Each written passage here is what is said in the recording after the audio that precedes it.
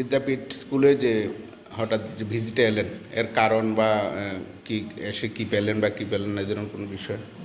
Visit করতে না, আমার অফিসিয়াল কাছে আমি দিনে হেড অফ অফিস আমার তো আইতেই হয়। কিন্তু ফেব্রুয়ারি ট্যাক্সের মাস, ট্যাক্স স্টেটমেন্টগুলি ঠিক করে জমা করছে কি না, স্যালারি বিল আরম্ভ হয়ে যাবে, তো এটা চেক করার জন্য 3:30 থেকে স্কুলে আসছি। তারপর একটু অ্যাটেন্ডেন্সটা নিয়ে বসলাম ওই কাছে সারার পরে আর কি দেখা গেল যে অ্যাটেন্ডেন্সে এবার আমাদের জীবন স্যার 345 340 হ্যাঁ 340, হ্যাঁ জীবন দেবনাথ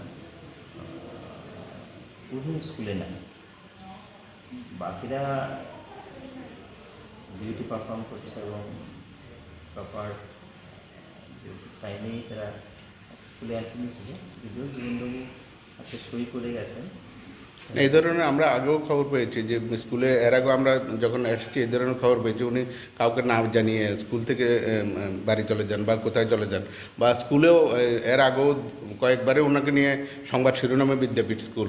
তো এই ধরনের একজন শিক্ষক যদি একটা স্কুলের ক্ষেত্রে এই ধরনের কার্যকলাপ করে, এই ক্ষেত্রে আপনাদের কী ধরনের ভূমিকা থাকা উচিত স্যার?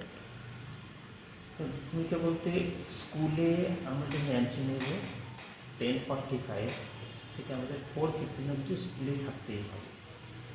যদি সেটা কেউ করে থাকে এর আগে বেরিয়ে যায়, মানে স্কুলের ডিউটি ছাড়া অন্য কারণে বেরিয়ে যায়, তাহলে সেটা কিন্তু একটা ভায়োলেশন অফ সার্ভিস এবং সেটা সার্ভিস অনুযায়ী তার এগেনস্টে অ্যাকশান হয়। তো আজকে আমি যখন অ্যাটেন্ডেন্স দেখলাম খুবই আজকে সই করেছেন, কিন্তু স্কুলে নেই। আমি গ্রুপ ডিস্টার্ব যে শিক্ষাকে দিয়ে আগে খোঁজ করেছি, স্কুলে কোথাও পাওয়া যায় না। এটা তো আমি বলবো ইলিগেল কাজ। ঠিক আছে, 4:15 আগে স্কুল থেকে বেরোতে পারে। ঠিক আছে, থ্যাংক ইউ স্যার।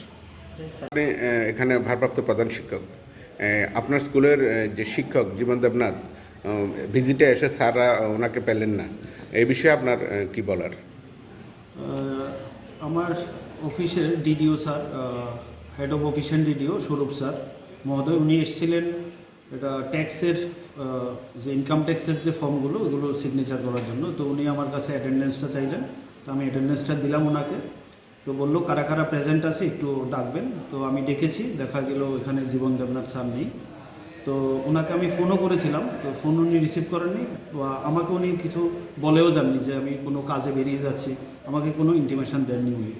এটাই আর কি।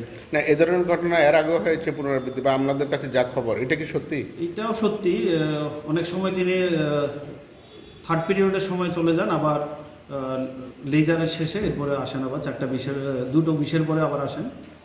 তো এটাও উনি আমাকে বলে যান না, তো কী কারণে যান বা যান না জানি না। এর আগের দিনও আমি ওনাকে ফোন করেছিলাম 1:30টার সময়, তো উনি বললো যে আমি ভাত খেতে এসেছি। তো প্রায় সময় উনি চলে যান, এটা আমাদের সব শিক্ষক শিক্ষিকা মহাশয়রা জানেন, বা গ্রুপ ডি স্টাফ যারা আছে সবাই জানে ব্যাপারটা, যে উনি প্রায় সময় চলে যান আর স্কুলে টাইমলি ফেরেন না। এই হলো ওনার, উনি আজকেও আমাকে বলে যান। কখন থেকে আজকে আমি যেটা লক্ষ্য করেছি, উনি 3:20 পরে থেকে দেখলাম যে উনি নেই। আমি ফোন করেছিলাম ওনাকে, তো উনি দেখলাম যে উনি নেই স্কুলে, আমার ফোনও রিসিভ করেনি। ঠিক আছে স্যার, থ্যাংক ইউ। স্কুলের যে জীবন স্যার উনি এর আগেও আমরা শুনেছি, বা আজকেও যেটা দেখলাম, বা ডিডিও স্যার এসে ওনাকে পেলেন না, এটা কি সত্যি? উনি কি স্কুলের টাইমের আগে কি বাড়ি চলে যান? এই ধরনের কোনো ঘটনা আপনাদের কি জানা? আমি তো আজকে আমাদের হেড স্যার দুপুরবেলায় মানে 2টা-2:30টার দিকে বেশ কয়েকবার স্যারকে ফোন করেছিল, স্যার ফোন রিসিভ করেনি। এরপরে বলো খোঁজাখুঁজি করেছে, স্যারকে পাইনি, কোথায় গেছে বলে যায়নি মনে হয় স্যারকে। না, ওটাই বলা যে উনি প্রায় সময় এই ধরনের ঘটনা করছেন, যে স্কুলে থেকে বা উনি কাউকে কিছু না বলেই চলে যান। এখন পর্যন্ত স্যারকে এখনো পাওয়া যায়নি, 1:10 পর থেকে বলে আর পাওয়া যায়। তাহলে এটা সত্যি, এইটাই। Thank you.